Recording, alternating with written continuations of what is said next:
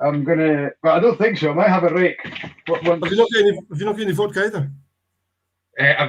I've only got whiskey in this room, I think. Man, I'm totally organised now. I've got a Gibson Martini, which is what I'm having tonight.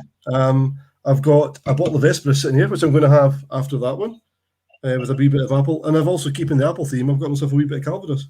Oh, that's it. Do I have a Calvados? It's all about the prep. Oh, wow.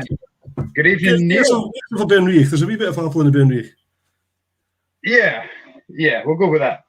Yeah. Tedious links to whiskey and gin. That's my theme tonight. Good evening, Neil. Good evening, Phil. That's 2 weeks in a row. You're getting a bit latchy, so we'll have to crack the whip a little bit on you there. So if you just joined us, you've got me and Russell explain how unorganised I have been today. A little bit different today in the chat. We're not talking kind of whiskey. We are talking white spirits. We're talking gin. We're talking vodka. We might touch on the cider. We don't know just how far along that is. But yeah, I just realised I've sat down, just back from walking the dogs, a little bit of a rush, and sat down and realised I don't think I've got a gin or a vodka in the room. So we were trying to find a tedious link through a whiskey with apple flavours through it. So if you're listening and you're a whiskey fan, I want to hear your suggestions. Whiskey that you get notes of apples, and if I've got one, I'll pour it. Orchard fruits. Orchard fruits, and a wee bit of heather honey. A wee bit of heather honey as well. Heather honey and orchard fruits. All will become apparent once Neil starts to tell us a bit about his spirits with what we're talking about. Well, I've got a couple. Right. So tonight we've got Neil Sime. We advertised Neil and Katie, but I think Katie's a bit camera shy. So Neil is holding the fort for Blackford Craft Distillery. You might know them as Vesperus Vodka, Vesperus Gin. So we'll bring Neil on, and this is always the part of the night that I hate, because not introducing the guests, don't take offence, Neil, but making sure you get on. There we go. Can you hear us? No offence taken.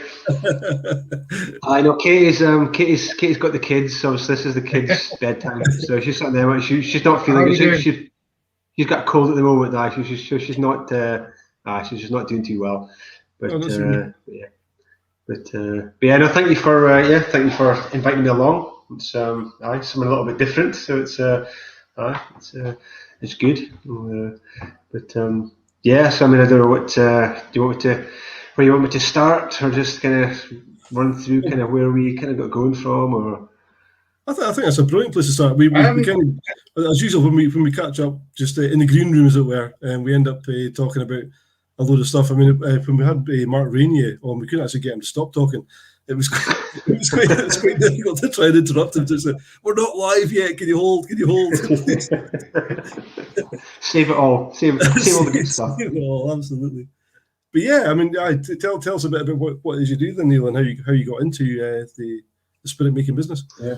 So as I get touched on, we do vodka and gin. So the vodka was the first thing that we did. We thought we'd do something a bit different from the gin. This is going back about 5 years ago when we kind of first came up with the idea. So it's both something myself and Katie were quite interested in, and what to kind of make our own products and start our own distillery. So neither myself or Kate have any prior experience in, let alone spirits or distilling, or this kind of business. I'm an engineer by kind of background, and Kate's a teacher. What was it that kind of just started that process then? When working away as an engineer, teaching, what point did you go, you know what, let's go and do something completely different?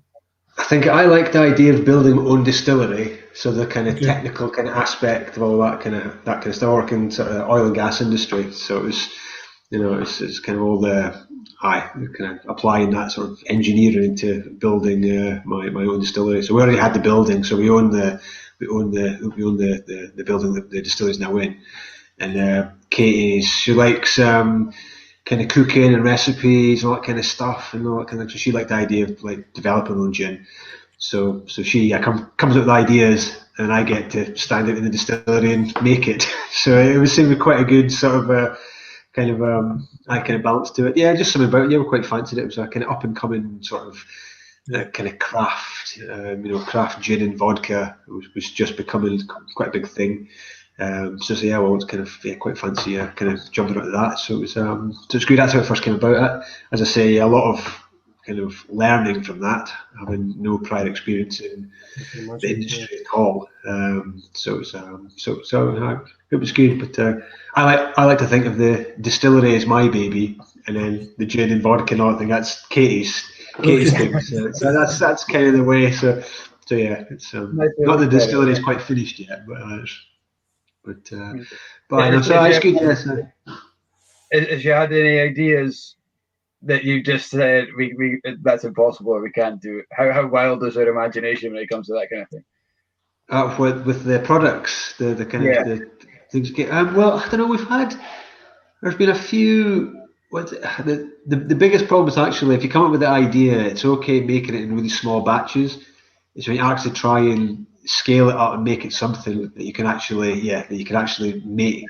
I was around myself and Katie, and then my parents who help out as well. So there's only four of us. Me and Katie are both working full time.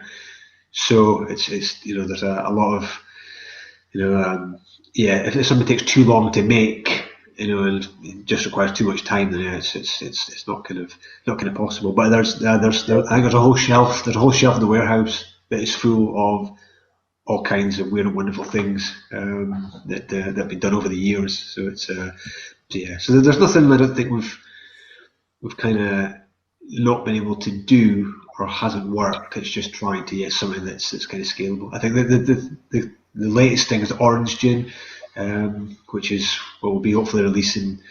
Well, it's going to be later this year, but it's more like going to be to next year now. But that's our gin. It's like an Old Tom style gin, right? Infused with orange. So again, it's the manufacturing of it. It takes such a long time to get the flavours out of it, and then you need someone to kind of contain it all and kind of handle it and everything else. So it's so that's probably the biggest kind of things. A lovely picture of Benny Hee in the background there, and there's a kind of link to Benny Hee, isn't there, with inspiration for your flavours? Yeah, exactly. Yeah, well, we can not from this view, but from the other side, you can see Benny Hee with their tap from the hill behind the distillery, so you can actually see it. And the Pictish gin and the botanical vodka have got apples, honey, and heather blossom. So a bit of poetic license, but I think they may have brewed like heather honey mead and on Benny Hee. There's old Pictish fort up there. Yeah. So that was kind of the kind of idea. We added in apples just to kind of give it a kind of bit more of a kind of rounded flavour. But Katie's she did archaeology at university, so she's quite interested in all the sort of old history and all that kind of stuff. So obviously the kind of tie to the Picts and stuff was quite something that we wanted to do. So it was kind of tying the products into the local area. That's kind of what we wanted to do. I'm just going to say, I hope your orange spirit is better than this one. I'm making for a drink, and I just picked it up. It's called Amer. I don't want to say too much about it because I hope the guys aren't watching. But I just had a quick read of the back. It's everybody's got a different taste profile. Yeah. So I got it. You'll know Scott Rose, Neil. Yeah.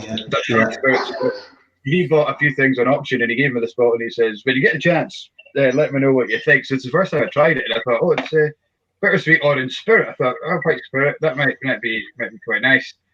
Not so much. Yeah. So maybe that's.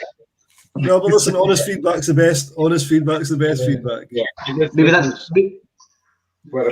a drink you leave to the end of the night. Have that one at the end when you're getting when you're kind of running out of things to drink. Recipes earlier on, and Mike's hit on it there with the recipe kind of thing. So how long did it take you to hit upon the recipe that you wanted, and how many kind of abortive attempts did you have? I think as I said, we started with the vodka first of all, so we spent quite a long kind of time developing that. So we did a lot of stuff, as I say, up at Dorna with the guys up there. Okay. So yeah, we kind of knew the botanicals that we wanted to have in it. So it was just a case of playing about with it, getting those kind of levels right. And obviously we wanted a vodka that you could, like a sipping vodka. Mm-hmm. So it had to be something that was really, really high quality. So it's a combination of the vodka that you can just have neat, don't have to have anything in it. That's how I like to drink it. Just so you're having a dram. But because it's got the botanicals in it, the apples, the honey, the heather blossom, it's got its own character and flavour to it. I think people that try it, and Mike, I guess you're kind of one of them as well. We actually, if you had it in like a blind tasting and try it, people are hard pressed to even say it's vodka because it's so different from what people expect. I'm always guilty. I'm always guilty of being effusive with praise by the time we end these blethers because I've usually had a few drams and I'm like, oh, I think you're great and you're magic. But I'll start off with a complimentary comment. We had your vodka on a Taste of Aberdeenshire, bit of variety of spirits. So we had a vodka, we had a gin, we had a whiskey, we had a liqueur, a rum, in the lineup, and it was for some of these, a lot of oil companies for their Christmas night out because they couldn't do it. So I think what had actually happened was the personnel person had just gone ahead, booked the tasting. So when the guys come on screen, 20, 30 guys come on screen, they had no idea what this was all about. So initially you're explaining this, and they must have the Vespers vodka was the first one, and they all said at the end of the night when I said what was your favourite drink, they all said, you know what, when we opened the pack and we saw vodka, we all thought most people went, oh Christ, vodka. I don't like vodka for goodness sake. But by the end of the night, it was actually I would genuinely it was the favourite drink of the five. They couldn't believe they couldn't believe the flavour profile. But genuinely, they all opened the pack and went, "Oh Jesus Christ, vodka!" What's that? I mean that is it's the kind of it's the unfortunate sort of kind of association with vodka that I mean we've all obviously there is kind of cheaper vodka that's just really you use it as a mixer to go with something and it's you couldn't drink it. How do you win that then? How do you win that kind of argument over in terms of the craft? Because gin just walks through the door and goes hello and everybody goes back. Exactly, yeah. I mean, to be honest, it's a bit of a harder sell, but when you get kind of chat to people you can talk to them about it and then it's this is what we do and blah blah. And then the ultimate thing is to get them to try it. 9 times out of 10, when they try it, they're like, "Oh, well, it wasn't what I was expecting at all." And then it's, but it's there's been so many times, people are. It's the same thing. People are like, "Oh, I don't like vodka," and I always get to think, gin and vodka are so closely related. They all do, it's only gin part makes it different. But people say, "Oh, vodka makes me sick and gin doesn't." And it's like, it might be the quantity. All the nights in Ritz's in Aberdeen. It's nice. I was going to say a large part of that might be vodka traditionally is mixed with high sugar drinks, your Cokes, your Iron Brews, your lemonades, your Red Bulls, whereas gin it's more of a tonic or a soda water kind of mixer. And I think that might have a lot to do with the hangovers in the morning. Is just that loaded sugar kind of in the drink. It's not the water itself; it's how you drink it that has something to do with it. I mean, I never get a hangover with whiskey. I do. If you believe that, then you don't really know. But no, it's good. Yeah, I like. It's nice to do something just a little bit different, and it's nice that people kind of appreciate it. And, people try it, and that's it's. So are you finding? I mean, it's become apparent from a lot of the gin makers because there's so many of them out there that there's a kind of camaraderie. Are you finding with the vodka? I guess it's a smaller kind of community in terms of craft vodka. Are you finding there's a little wee kind of supportive community with the other? Yeah, we have met a couple of the guys that kind of do vodka, but it's obviously as you say, there's not that many people doing it, so it's definitely a much kind of smaller kind of bunch doing it, but we kind of met them, but I wouldn't have said we were kind of a close net kind of vodka community.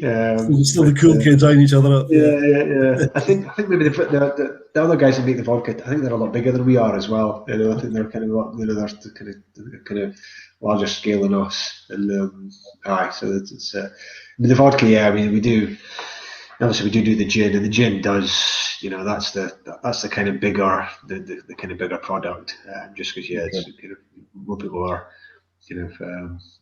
interested in the gin, but yeah, no, the vodka's is definitely. I'm glad we did the vodka first, because the gin followed on about 6 months, I think we released the vodka, and everyone was asking when you do the gin, when the gin coming out. I said, well, we weren't really planning on doing it straight away, but then there was such a demand for it, and everyone was just asking us for it. So I think within sort of, it must have been about 4 or 5 months after the vodka launched, we launched the gin as well. But because we'd done a lot of development work on the vodka, and we kind of understood what we were doing, and the gin as well has got the apples, the honey, and the heather blossom. So the ratios they're not quite the same as the vodka, but we had a good understanding of kind of what we're doing.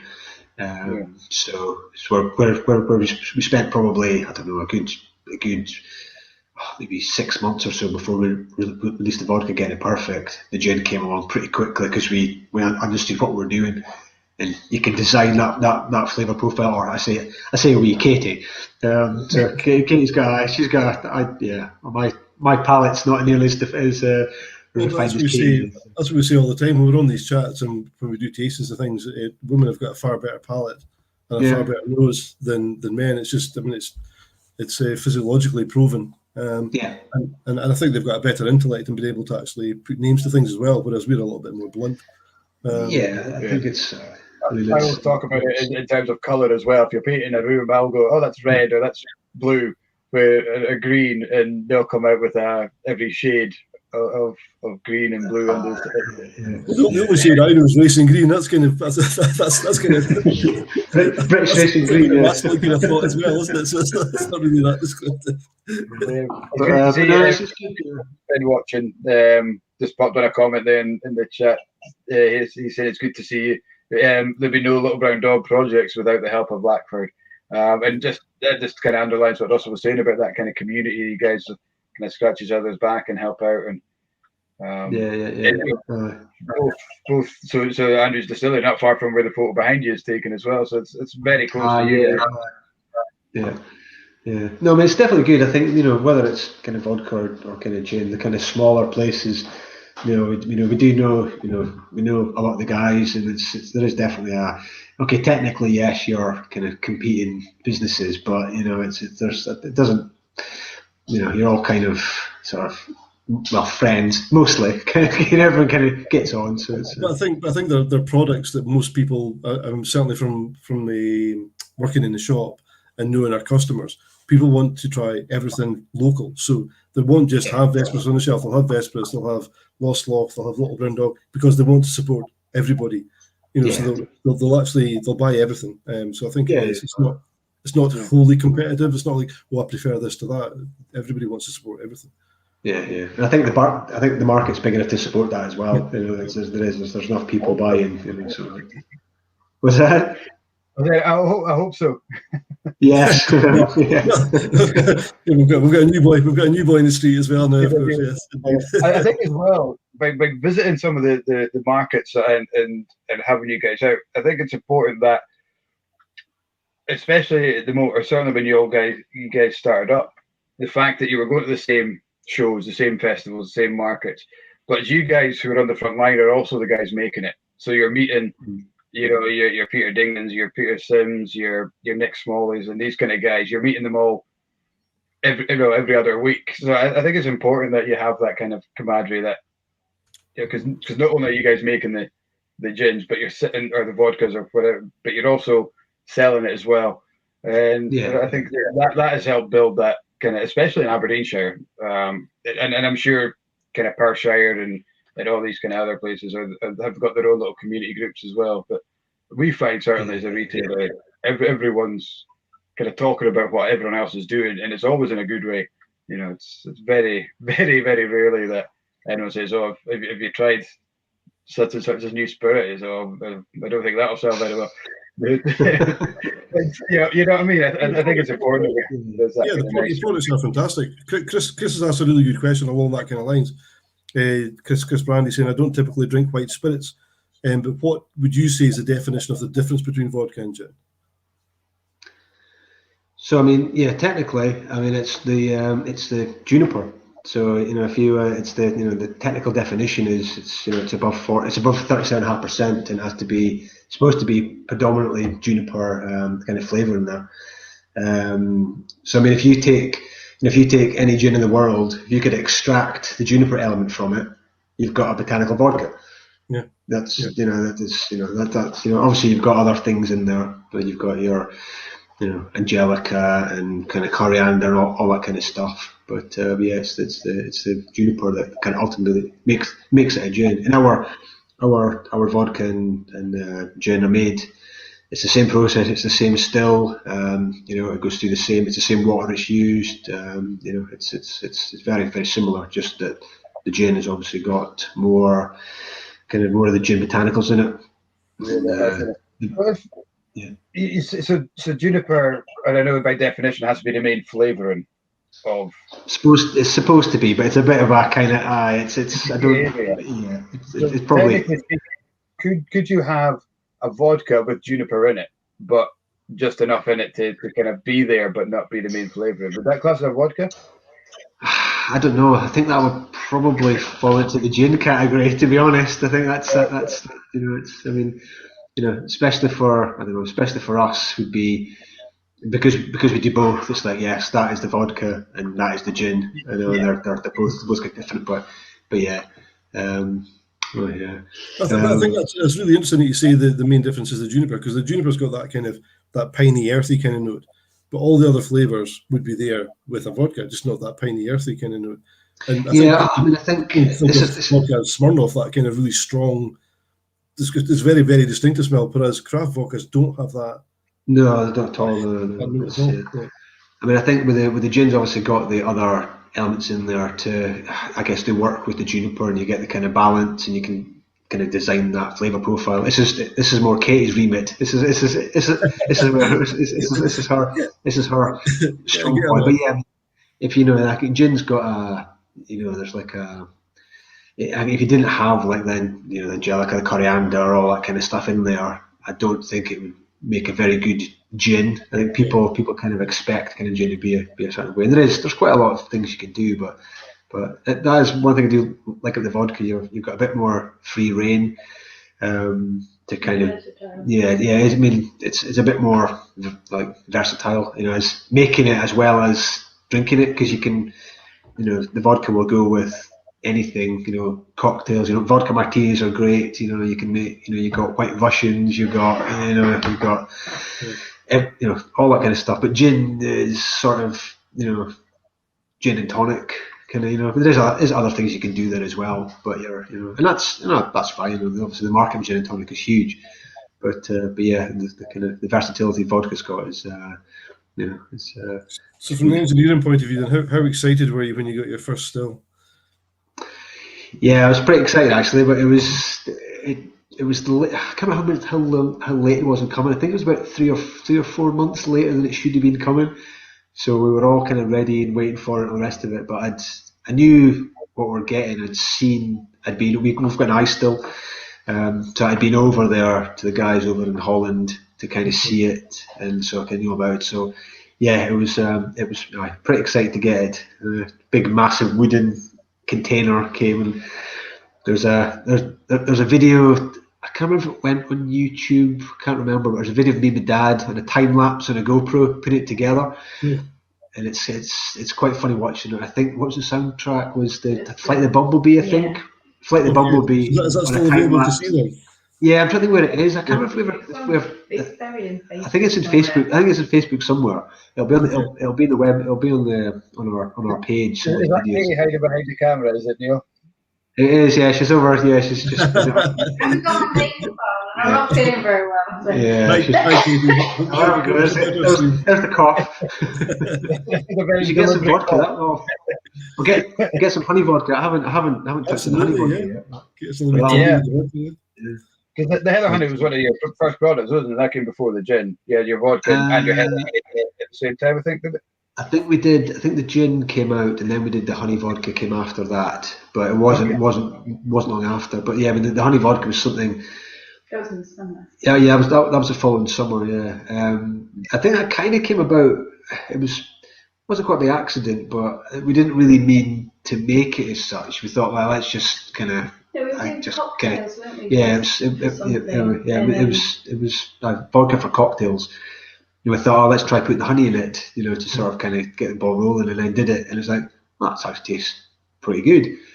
And then it just kind of developed from there. So the honey vodka is just the botanical vodka with honey infused into it, and we let it sit for a couple of weeks, and it just all settles out. It's amazing when you do it, because you have to warm up the honey to put it in. And it's all cloudy, and then you just let it sit, and after a couple of weeks it all settles out in the carboy, and you can siphon it off. And it's no more than that, but because the vodka is made with honey, and then we infuse the same type of honey back into it, the flavour is amazing that comes out of it. It doesn't work with just a normal vodka, put honey into it, but with ours, it's the honey flavour is incredible. It's really, and because it's heather honey as well. It's really, really nice. And again, that's local. The guys are up at Methlick over there, so we get honey from. So it's and hence the bumblebee tune on the video.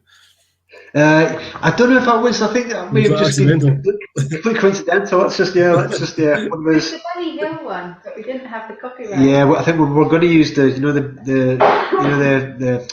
Benny Hill kind of theme tune. Because it's copyrighted, we couldn't do it. So I think there is a video we've got of that, but then we had to use the Flight of the Bumblebee because it's out of copyright, but it works. But it was amazing watching the still kind of go together, moving it in place, and the column going on it, and all that kind of stuff, and up and down a ladder and all kind of stuff. So it's funny, but so that was pretty exciting. But there's been quite a few kind of exciting points in distillery. That was one, and there's been a lot of work going into it. Still not finished yet, but there's a lot of kind of work going in there. So we just about finished our new production room. So just some final bits to do that. So we've got a nice kind of production room there, a nice kind of clean room. We can do all the washing and labelling and waxing and everything in there. So that's good. And next stage is probably the tasting room. It's going to be the next one we're going to do. So we're going to have a kind of tasting kind of room, come sort of shop on kind of site here. So we have like visits, people come, because we get phone calls almost every day, people want to come and see the place, or people turning up, but we're just not at that point yet. So we need a personal space with the Inverurie Whisky Shop bus on tour. Yeah, exactly. Yeah, there's plenty of space. Yeah, plenty of space. Exactly. We've had people, groups of tourists kind of from all over the place, Germany, and people, that are on holiday, from the States and all kinds of stuff. Just kind of, they just turn up because you can see us on Google Maps. And we are technically open for business, but obviously not open for kind of tours. But they always turn up, and there's no signs, and it's just like an old building. They always get very confused. Is there a distillery here? And it's like, well, yeah, technically yes, there is, but I can't let you in. I remember being lucky enough that you showed me around on one of my trips, and the vision you've got is outstanding. I think the location with the view that you've got, when you get that converted into a visitor centre or a shop, it's going to look outstanding. It's going to be really, really cool. Yeah, no, it will be good. We've got I know you mentioned about the cider earlier on, and we've got 100 trees, apple trees in now. So we've got just about an acre of trees. So the first lot went in about 2-3 years ago now, and then the kind of phase 2 went in earlier this year. So again, for the kind of touristy side of things, people can come and see the orchard there. And also the apples that we grow, we use in the gin and vodka. Plus, we're just kind of starting to start doing some cider kind of experiments now as well. Hopefully get that going, and then I want to do. There's a big pond to go in, and what we're quite fancy doing is putting in like glamping pods. So when people come for a tour, come and see the place, they can have a drink, and then they've got somewhere to stay. So we're planning on putting in kind of 3 kind of pods, so they can actually come and stay, have a drink, and then they can sort of enjoy an evening here, I suppose. And then nice child friendly corners and everything, so for people falling over when they. Exactly. Exactly. Yeah, we are not responsible. But that's a good plan. So there's definitely there's lots to do, but when it's all done, it'll be quite it's quite it'll good when it's all finished. Pretty exciting stuff, definitely. Absolutely. And it's quite refreshing to have yourselves on, because most of the people we speak to are kind of whiskey industry, and it's obviously you're talking global, you're talking millions of liters in casks and things like that. So it's great just to pare that right down, and we're talking batch by batch, and you and Katie coming up with the ideas. It's really refreshing to see the other side of the industry for a change, and hopefully the guys at home who are watching are kind of picking up on that scale of what it is you guys produce. But there's a bit about that, and I've got a couple of questions because there's that bit about everybody who's got a big shed or a big outhouse or something like that thinks, oh, I'll make some gin. I doubt it's anywhere close to being as simple as that. No. But just from a starting point of view, you mentioned you had a rough idea of the botanicals you wanted to use. How do you go about getting a rough idea of the botanicals? I mean, what process do you go through to get that rough idea? Yeah, I mean, I think, as I say, it was the vodka we did first, so we did a lot of, just trying to get a kind of really kind of high quality spirit, was one thing to it, and then we did, I don't know how many testers we did. The guys up at Dornoch they had a little still, so it was a kind of scaled down version of an ice still, so it was only, I think it was 50 litres, maybe something like that. So it's just a little. Before you get to that point, do you kind of research what a kind of botanical flavour profile should be, and then think, oh, that sounds nice? Yeah, I think we decided on the botanicals we wanted to have. So the kind of thought of the honey and the heather blossom to kind of tie into the kind of to the Pictish kind of heather honey mead they might have made. Yeah. So we kind of thought, right, that's a really nice. It kind of ties in. It sounds nice, and then we thought, right, well, the apples, we need something else in there as well. So I think we decided on what we wanted, and then tried to make it work. It was maybe the wrong way around to do it, but I think we had the kind of nice story there. And what we did. I think it's the right way around to do it, because the story's there. And you've kind of stuck to what you want to do with the story, and then you've grown it from there. So because when you're talking about it, when you're doing tastings and stuff, it's really easy to relate the story. It's one of the products that we do, or from my point of view, from my tasting point of view, that when you're trying to explain the product to people who've never tried it before, the story really, really helps to. No, definitely, absolutely, yeah. If you can tell somebody a story, especially up here, if you can tell them something, engage them in the product, and maybe do it, then definitely. Like Katie keeps pointing at Crooked Mary, which Crooked Mary, I think is our. This is maybe it's a slight jumping off where the conversation is going there, but it's a Blether after all. Yeah, I think that's why she's standing there. She's actually written on a bit of paper and pointed at it. But Crooked Mary, well, I suppose they're talking about stories. So Crooked Mary is going to be our new gin that's going to come out at the next. You should tell Katie if she wants to have her say, she has to come on screen. She's got to come on screen.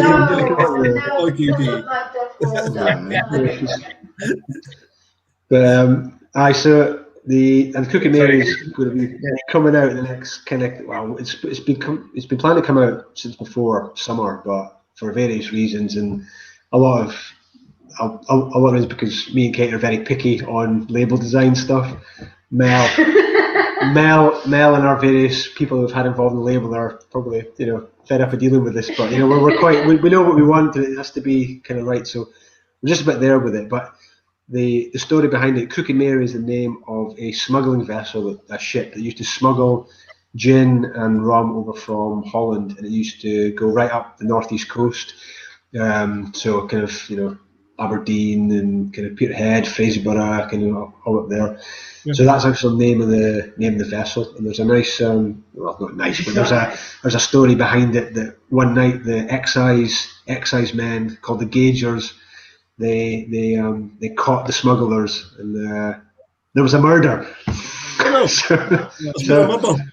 has been a murder. And they seized the ship, and the guy that actually is Philip Kennedy, and he's buried at Slains Castle, or at the Kirk at Slains Castle. Right. Okay. So it's this whole kind of story, and there's not a huge amount of history about it, but there is some stuff online about the kind of what happened and all that kind of stuff. So it's quite again, it ties the product, not only the botanicals that we use and everything be local, but it ties us to the kind of northeast, and obviously gin and rum and smuggling and all that kind of stuff. So it's quite an interesting story, and we're quite looking forward to getting it out there. The label looks amazing. It'll look kind of really good when we get that done, and then it kind of ties us on to, we want to start getting into rum. It's probably the next thing.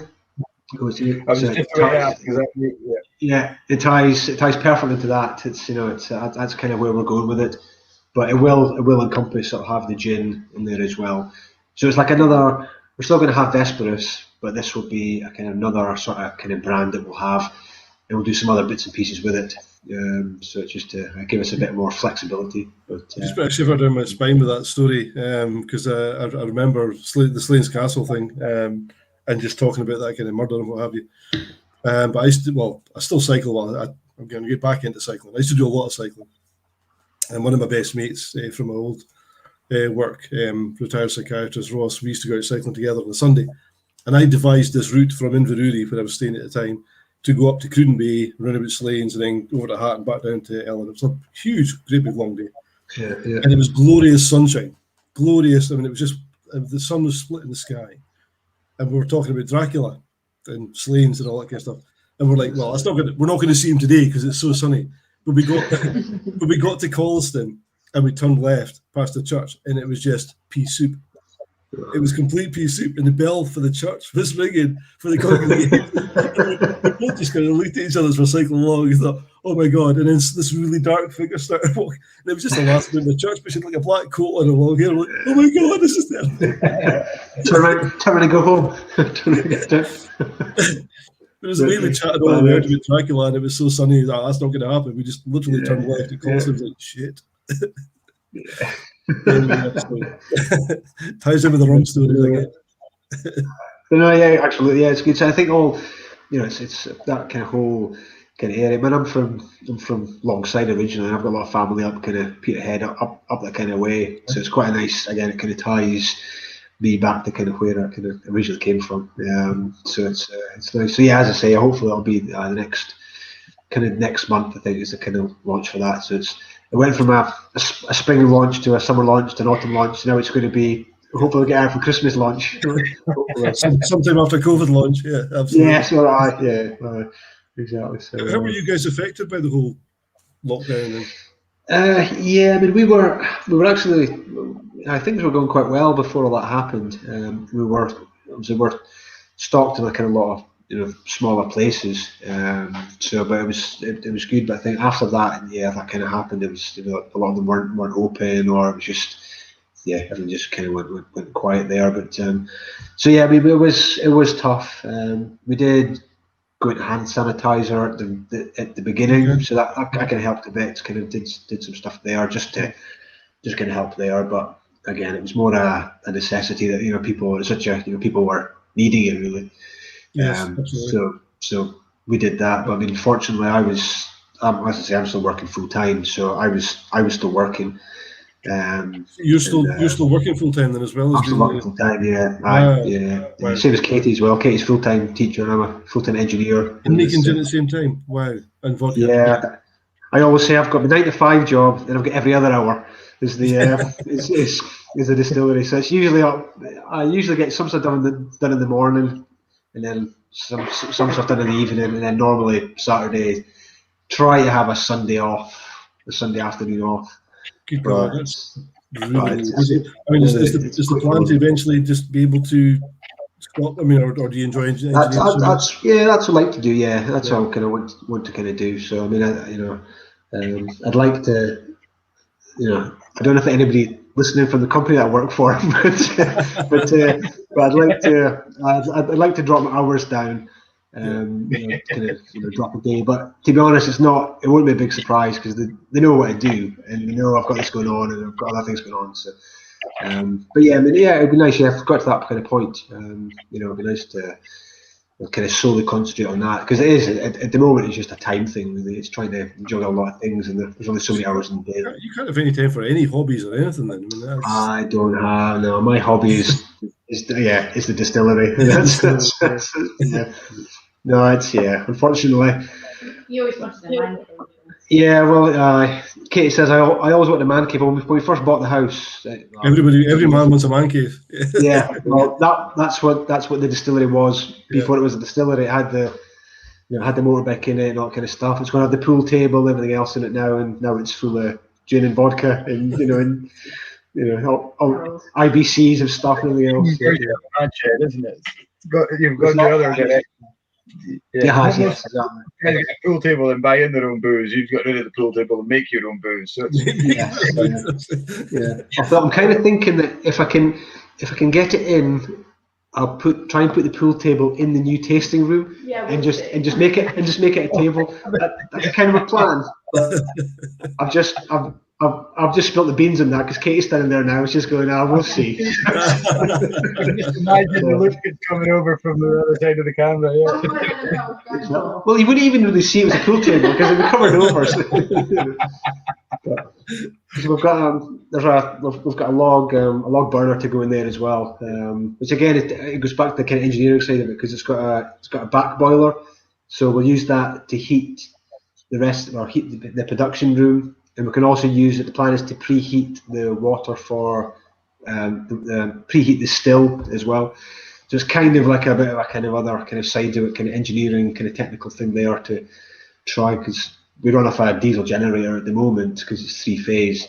So we tried to kind of obviously reduce the kind of carbon kind of footprint from that. So try and make things a bit more. So that is another aspect of things. It's kind of the kind of green aspect of the distillery, kind of minimal waste and kind of environmental impact, all that kind of stuff. But yeah, so yeah, so. So is that your kind of engineering background that helps you with that then? I think definitely a kind of technical. I think I've always, ever since I was little, I've kind of liked, kind of building stuff and technical stuff. And as I say, kind of engineering, oil and gas, and kind of aerospace industry before that and things like that. So I've always done that. But I quite like building things, quite like making things.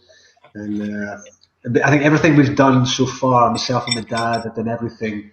My dad's a welder, which is pretty handy when you're building a distillery. So me and my dad can kind of turn our hand to most things, and so it's quite a nice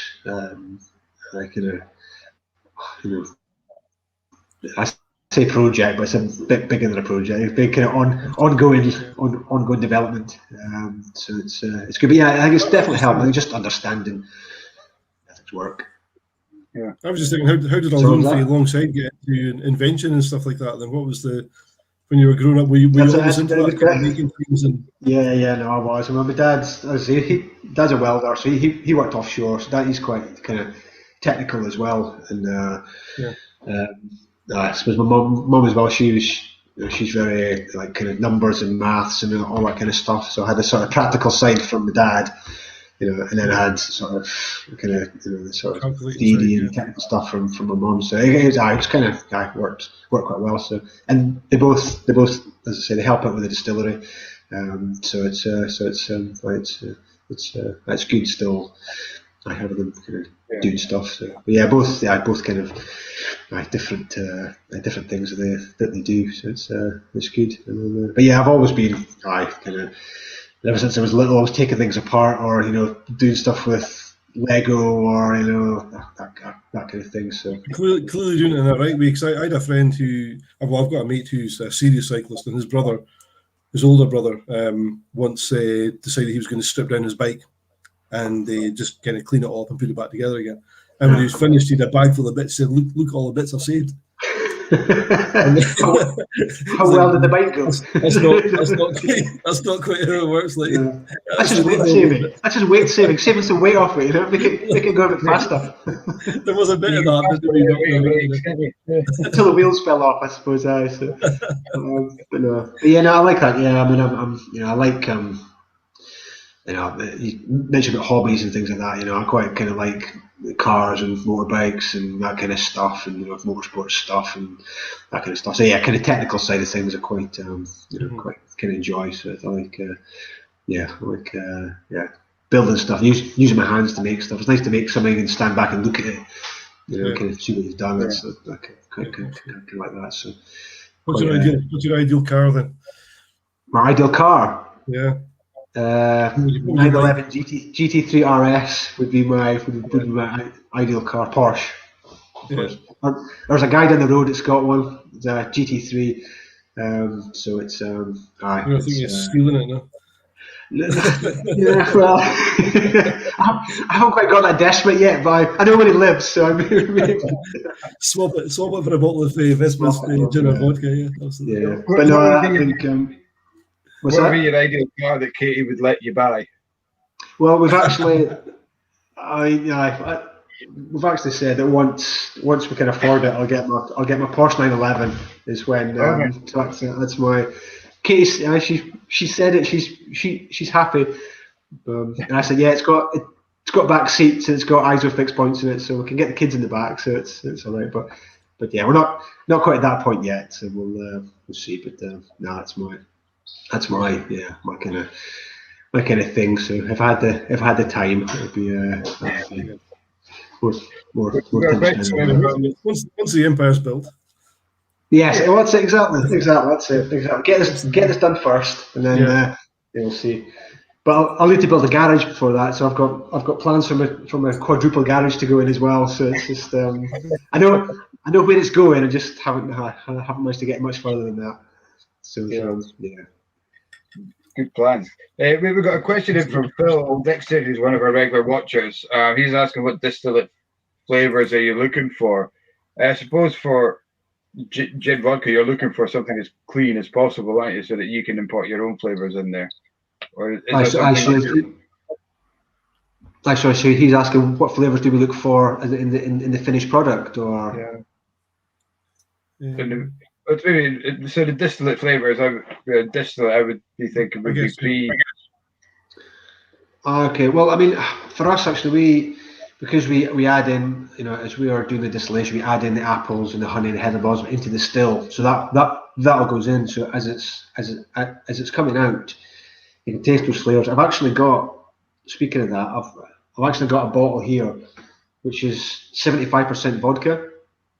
So it's pretty much as it comes out of the still. But I think maybe a little bit higher. But when you smell it, it smells like caramel, which is really strange. And the first thing you get is a really sort of like a sweet caramel kind of smell. And I mean, it's obviously strong. It's more just a kind of just a sort of a bit of a gimmicky thing. But the kind of, so you get the apple and the honey and the heather blossom all come through at different points. The heather blossom gives it a kind of smoky, kind of floral finish. So if you taste the distillate as it's coming off all the way through, you can get the different botanicals as they're coming off. And then obviously when it all goes in together, it's roughly finishes about between 75 and 80%, and then we dilute that down with water there. So, and I guess where the cuts in there as well, what I normally do is kind of sample at the beginning, kind of take 100 ml samples at the beginning and the end of it, and then so I'm not doing it on the fly. I can kind of go back and I can kind of tweak it, so I can really accurately cut it at the kind of points. You can cut out any flavors that you don't want, add in ones you do. I think other people maybe just have a point where they do it, but we like to sort of just kind of really finely kind of tune it so we can get that flavour in there. So it's not really so much as a kind of clean kind of flavour that's coming off, but it's those kind of apples and the honey and the heather blossom, or the gin's obviously got the kind of juniper and other bits pieces in there as well. So, it's the beginning and the end is the most critical things. If you get the beginning and the end wrong, that's where you can, that's where it can, you can make a good product or you can make a bad product. That's where cut it too deep into the tails and you get all the kind of heavy alcohols there and the kind of strong, kind of, it's a wet dog, kind of wet cardboard kind of taste at the end you get, which can kind of ruin it. That's what it does. It's amazing. That's what it tastes like. You can smell it. It does. It's, if you ever smell a wet dog, that's what it can smell like. It's horrible. But in the beginning, that's seen as a positive. your kind of Yeah. My dog's sleeping on the floor there. She's just. I think wet dog smells amazing. She's down there. You see that? Oh, yeah, she is. Yeah. That's right. She's off seen Highland Cows. Wet dog smells amazing. But no, yeah, you're right, Mike. About if you're making whiskey, that's what you want. Is all whiskey's kind of, you want all that kind of tailsy, kind of heavy alcohols, and obviously you put it in a barrel, and that's where it works. But I mean, we do find as well if you do get the kind of tails, so we do go a little bit deeper with the vodka than we do with the gin, because you want that slightly different flavour profile from the heather blossom. And after you let it sit for a few weeks anyway, that kind of flavour just sort of kind of mellows and kind of combines with everything else. If you bottled it straight away, would taste good, but give it a bit of time to kind of mellow and kind of marry together and dilute it down. It works really well. It is whiskey something that you would look at in the future? Is it on the cards? I've always kind of liked the idea of doing it, and I think as a Scotsman, being able to make your own whiskey, I think there's something quite attractive about something. But I think it would be nice to do. Space is maybe a bit of a problem. When we first started, it's a fairly big building, but we've kind of managed to fill it all up, and I'm kind of running out of space. The still room is now completely full. So I'm like, okay, I'm not sure where I'm going to put everything now. So space is one thing, but I'd like to do it from, obviously do it right from scratch all the way through. And I guess it's just a time thing, really. If I can get more time on the distillery, then it would be something I'd like to do. But as I say, rum's the next thing, and again, I'd quite like to make that from scratch as well. So do that all the way through. But that's kind of quite like to do. I know we don't do that for the gin and vodka. But it's harder to get a really kind of clean spirit and base spirit for the gin and vodka, making it from scratch yourself. I know, some guys do, but for us, it's a lot of kind of time and money to try and do that. But for rum, I think you can because it's slightly different. So I'd like to try to do that. But I think that'll be next year. I think we'll get to that if I can clear some space. So. It's a few days. The camaraderie and the community that we've built up here. There's David Muir is offering some space in his loft for stock, so you can make some space there. Perfect. Yeah, might take up on that. Yeah. I'm not sure if he'll see it again, but he's offering. Yeah, exactly. Yes. Don't know how much to get back. Yeah, evaporation. Angel share. It's a hot one. Yeah. Well, that's even worse then. That's even faster. The carbon footprint travelling stuff up to Fort William might be a bit of an issue as well. Yeah. But, nice offer, David. So, what do you, apart from Vespers, because obviously you've got passion about Vespers, what do you look for when you go out for a drink, for a night out, if you ever do get the downtime to do something social? Yeah, I mean, other than everything being going on for the last year and a half, I can't remember the last time I was out for a drink, but to be honest, I'd probably have a beer or I'd have some wine. I think switch off completely from spirits. Yeah, exactly. Yeah. I mean, it's as I say. I mean, with everything going on and the kids and stuff, and us being out in the sticks as well, so don't often get out. But I think what I'd do probably, I think I'd have a beer. I quite like a nice beer. Not only it's different from what we make, but yeah, kind of quite like that. I mean, we do often, buy kind of craft beers and other things, and sort of kind of stuff that we see, or I mean, we did do a lot of events and things, and we've done a few recently, so quite often they've got beer there as well, so quite nice that, and yeah, well, it's quite nice to sit in front of the fire here, with having a beer and watching a movie. It's nice. It's one thing I miss is having a house with an open fire in it. It's I love it. I've got one now. So I just moved to Aberhurder, Neil. So I Okay. I drive past your road end every day. Oh, yeah. Okay, yeah. And we've got a wood burner now, so it's fantastic. But It's it doesn't quite heat the rest of the house, unfortunately. But good. it's an old. This was the old tax office in Aberhurder, so it's a very, very, very, very old building. Oh, wow, okay, yeah. We've got an outhouse, so likewise, I could also store. Yeah, okay. That's good to know. Yeah. Absolutely. All these generous people with all this space. Proper dunnage space. It's actually got an earthen floor, so we're totally in there. Oh, that was it. Nice. Spot on there. Yeah, absolutely. I'm sorry I keep looking around. I'm looking at boxes. My room is covered in all my sample bottles and things like that, and I'm desperately looking for a gin. Because talking of gin and vodka, I'm really in the mood for something really refreshing. I know I've got this whiskey. You're absolutely right, because we normally, most of these chat, well, not always, we have spoken with other gin makers, but predominantly it's whiskey, and we're always on a whiskey. And I always say before I come on, like last week, it was Scott Adamson from Tomatin. Right, I'm not going to have a Tomatin, I'm just going to have something else.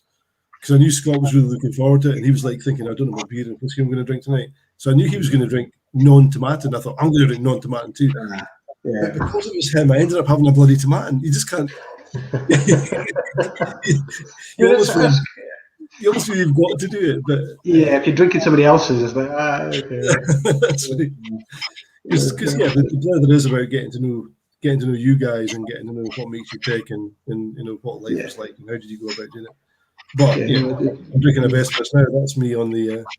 Is that the gin? Yeah. Tonic, so yeah, absolutely. That's good. I mean, I think with the Vesper gin, we, as I say, it followed a similar kind of built off what we'd done with the vodka.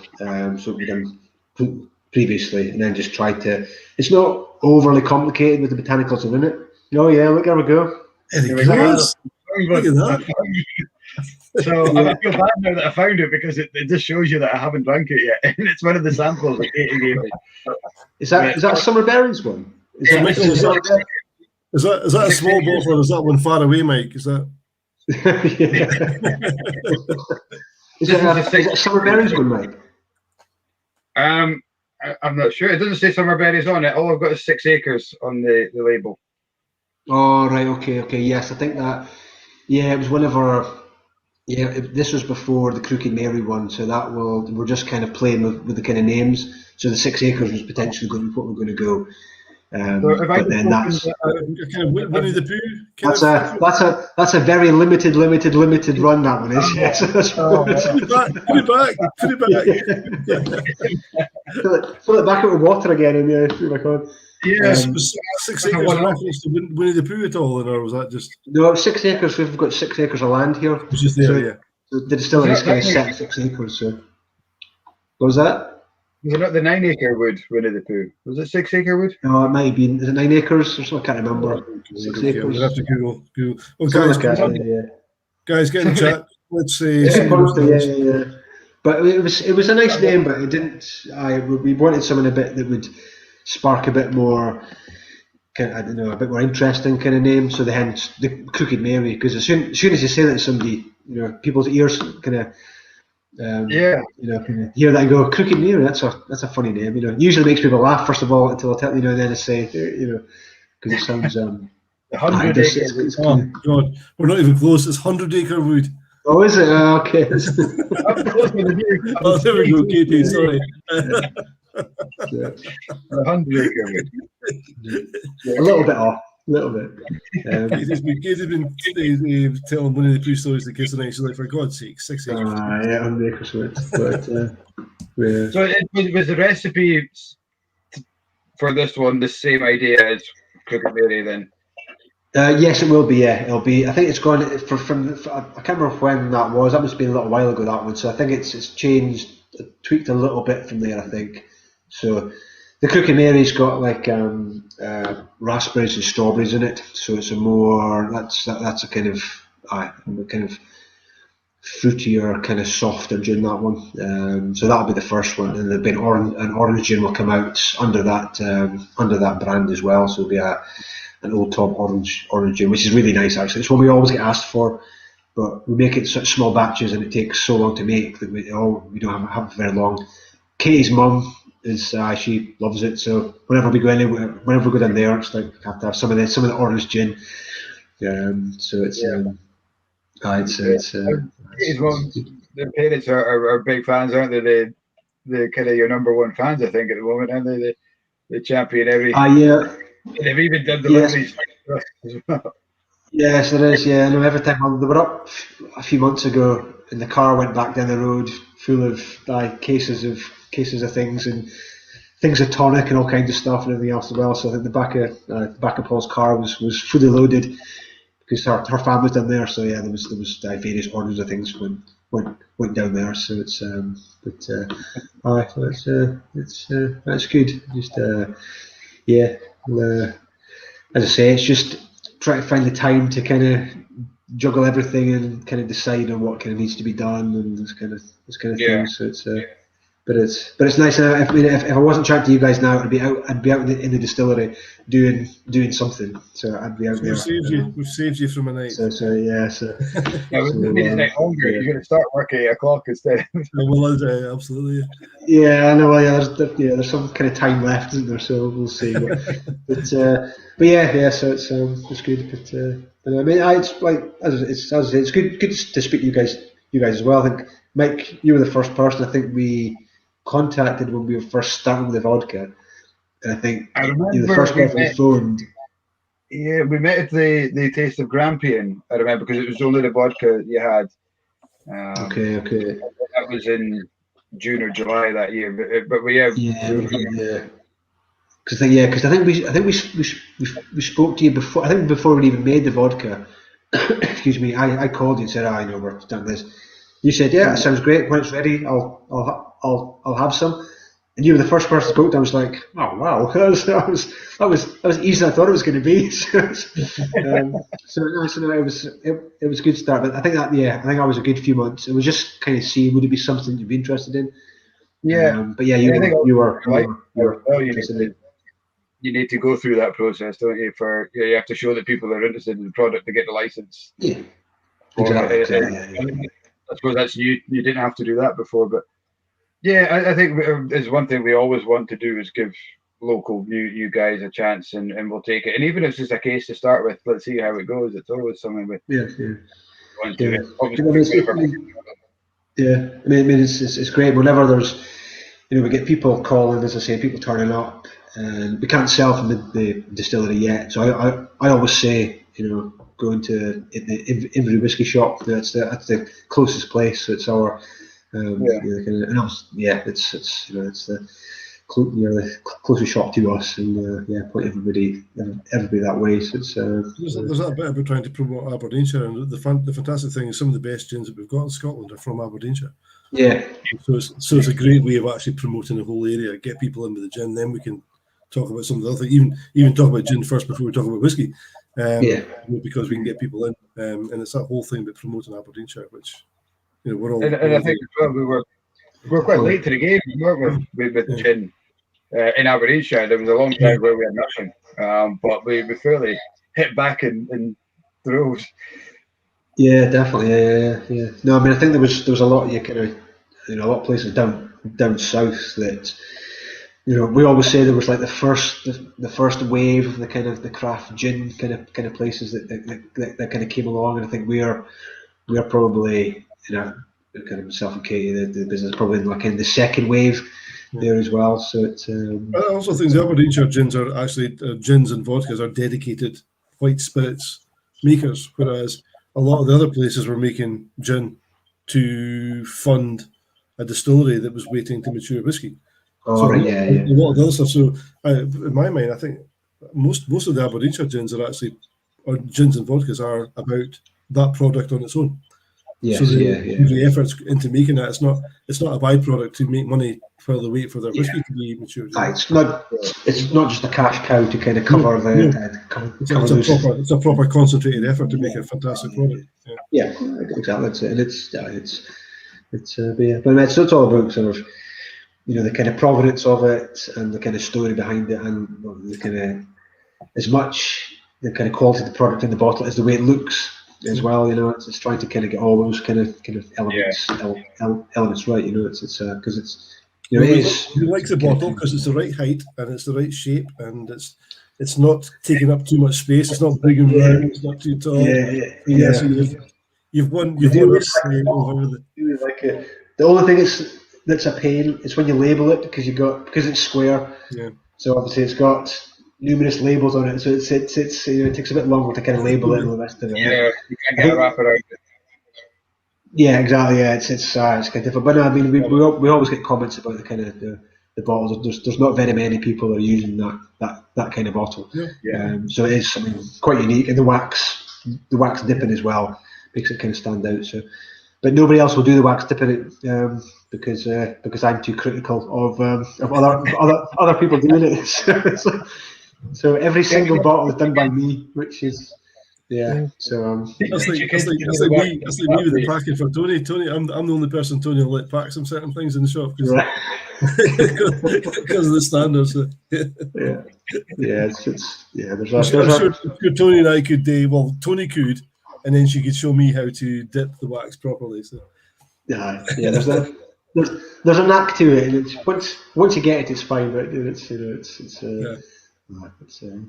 it's good, but as I say, it's all about that kind of, it's effectively as close to a kind of handmade, bottle of gin or vodka that you could get. It's not come off a mass production line. Everyone's gone through, somebody's hands. That's all, to kind of, they're all filled manually, and everything else. So it's the kind of labels and just to make it a bit special. That's the kind of idea. It's not another, and all the bottles are numbered as well. So it's not just, so when you buy a bottle, it's a kind of each one's supposed to be special. It's a numbered bottle. Kind of I think it is, and I think, as I say, going out and about and doing the selling yourself and actually knowing who you are. It's nice to be able to drink a product when you kind of know the people, or at least you've seen them, or you've maybe spoken to them at a market or something. You're then kind of drinking it, and you're aware of the kind of story. You've kind of thought, oh yeah, that's a great gin. I remember speaking to that couple at that market, and that, it's that kind of thing. Whereas when you drink a whiskey, you never very rarely get to know who on earth anybody is in that kind of process. So I think that's the lovely thing about some of the craft products is that whole connection. It does definitely makes it more personal. And when we do, all the events and things, I'm very good at remembering faces. Terrible with names. But faces I can remember. I can usually remember what I've spoken to them about before, whether it was the vodka or the gin. And I can usually say, I've spoken to you before about this. And, oh, that's right, yeah. And it's nice because then you just kind of, Katie says I'm quite a good salesperson. I just think I just kind of just have a chat with people. I just kind of leather. Sales. It's just you're kind of personable, I suppose. But I can normally kind of remember what I've spoken about before. But so you have that kind of, I don't know, relationship, I suppose. And if as you say, if they're speaking to the people that have made it, it does make a difference. That's good. Good stuff. Well, Neil, I realise we're after 8 o'clock. We promised an hour. Just want to say thank you very much for coming on. It's been great. It's been a different Blether in a good way. I think it's just as I said before, it's been nice and refreshing. One, not to talk about whiskey, but to talk about the white spirits and the work that you're doing there. It's great to have. I've got up with you for a wee while. So it's also it's kind of definitely. I mean, it'd be nice, as I say, we start getting things a bit more finished off. It'd be nice to kind of have kind of people here to see the place, that kind of thing. And it's there's parts of it's kind of a bit of a construction site at the moment, so it's not really. We always say to people that we'll have a part two. Almost everybody we've had a chat with, we've kind of felt there's more we want to talk about. We don't want to take up your whole life. you've got stuff to do. So definitely organise a part two. Next time we'll be talking about Crooked Mary. So I think so. Yeah, that should be next month. That's coming out. So we're just getting kind of labels and bottles and things sorted for that. So that could be kind of perfect kind of time to kind of catch up and see where that goes. Awesome. Well, yeah, let us know. Like I say, let us know when it's ready, and we'll certainly get it on the shelves for Christmas. I'm gonna have to stay on live because we forgot to do it once again. So we've been doing this since crikey about April, and we forget every week apart from one to say to people before we go on live to just hold on a minute so we can a little quick chat before you take off when we go off live. So stay on. But I'm just going to say this live. We did it actually 2 weeks ago with Charlie McLean, the great historian. So we said to him, first time ever, we mentioned before we went on live, we said, Charlie, right, please, we keep on forgetting, please stay on live. Please stay online when we go off live and we'll have a little chat. But he went. He just wanted to get away. He's like, the first time we actually remembered, he actually went. It was like, oh, Christ. No, I'll we'll say cheerio properly. No, that's fine. So next week, what are we doing next week? Is it Lady of the Glen next week? Gregor and and Paul. Yeah, fantastic. Yeah, Lady of the Glen next week. And then I think I'm looking through my diary. On the 21st, you've got Mark. I think I'm on holiday. You've got Mark from Whisky. Yeah. So I'm going to have to rate because I've got their inaugural release in this pile of boxes. So I'm going to have to dig that out and be a bit more prepared to make sure I've got that. Yeah. So guys, we've got Lady of the Glen next week. I know a lot of people love Lady of the Glen, so please tune in for Gregor and Paul. Great guys. And then Mark Watt, and then on the 28th we've got Jim Ashley and maybe Vic Cameron in relation to Outlaw Rum. Yeah, which could be good fun. Yeah. So there you go, Neil. I don't know if you know Jim from Outlaw Rum. He's up in Cake. No. So Glass. Glass. It's just outside Huntley. Yes. Okay. So a nice local Aberdeenshire lad making rum. So there's maybe some synergy for you there if you're away to go down that adventure. Yeah, I mean, I think it's. I think rum's been on the kind of cards as the next big thing for years. I think, but it's people have been saying it, and it's. I mean, I speak to so many people that I know, they love rum. It seems to be the kind of common thing. But yeah, it'd be nice to. I started in the industry. God, longer ago than half my life, which is a scary thought now. But yeah, and every year, rum's going to be the next big thing. Rum's going to be and it's always had something else has come in, kind of behind the body, and then the craft beer came in, then gin is going to come in. Even tequila had a wee flirt with it, but I think genuinely now, over the last kind of 6 months, a year, rum has really kind of made a big step forward, and is. I have a confession. I got completely hammered on Outlaw Rum last night, and I felt fine today. So it doesn't cause any hangovers whatsoever. So the best of this challenge is for your rum not to cause any hangovers at all. Yes. Well, people said it with the vodka. Say I've had the vodka, and I felt kind of fine the next day. That's because all the bad stuff at the beginning and end is cut out of it. So, as long as you don't have too much of it, I suppose. Kind of limit. There's always that quantity as well. It makes it. I did stay in bed till about 11 o'clock, so that maybe helped as well. So sleep it off, then a fry up. I'll sort you out. Well, Neil, perfect. Thanks very much again for coming on. And I know it was and thanks to Katie in the background. She's gone now. She's away sitting. I think she's sitting beside the fire through there. So I'll go and. She went away to Google Winnie the Pooh. That's where she went. It's not 6 acres. It's 100 acres. 100 acre road. That's what we need to dig away. We'll let you go. Make it a hot toddy because she wasn't sounding so good. Again, thank you very much for the invitation. We'll definitely do it again. The next kind of month or so, hopefully. That'll be good. It's been good. Thanks for that. Guys, thanks. Phil, good night. You popped on there. Anne, David, all the regular guys, and any new guys who've been on tonight. Great to have you along. Join us next week, same time, 7 o'clock, for our next Blether. And remember that if you're just watching us back, please give us a shout. Let us know that you've enjoyed the Blether. if you're watching recording, we had a scary moment a couple of weeks ago. I think we spoke about it last week actually, but me and Russell were speaking afterwards, still in the StreamYard, and this comment popped up saying, "Good evening, gents." And I absolutely panicked thinking we're still alive. There's some iffy words and things coming out. I was like, oh no, I don't know what we've said, what have we done? We were told. The comment came up late, that's the problem, yeah. Oh, good. So good night, guys. Hopefully see you next week, or in the shop or online or wherever you may be just now. So good night. Have a great weekend. Cheers, guys. Thank you. Good night. Bye bye.